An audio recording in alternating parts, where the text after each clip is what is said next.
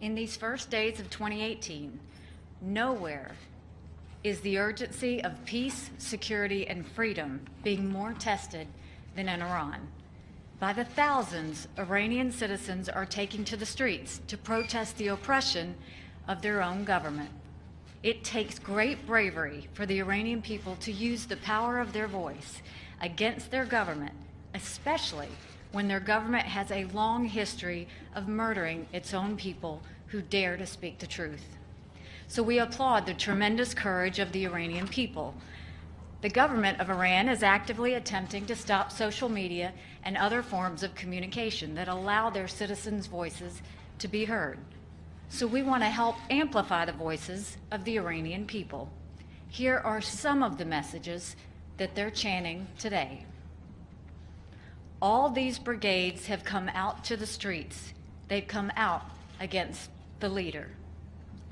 Political prisoners must be freed. Independence, freedom, Iranian Republic. Neither Gaza nor Lebanon, my life only for Iran. Let go of Syria, think of us. We will die, but we'll take Iran back. Don't be afraid, don't be afraid, we're all together.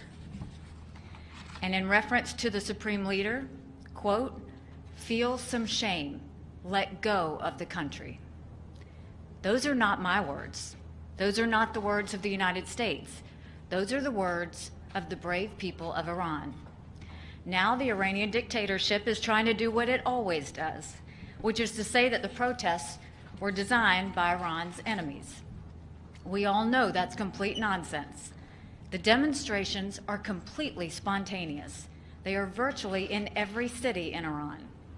This is the precise picture of a long oppressed people rising up against their dictators.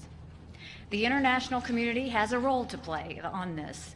The freedoms that are enshrined in the United Nations Charter are under attack in Iran. Dozens have already been killed. Hundreds have been arrested. If the Iranian dictatorship's history is any guide, we can expect more outrageous abuses in the days to come. The UN must speak out. In the days ahead, we will be calling for an emergency session, both here in New York and at the Human Rights Council in Geneva. We must not be silent.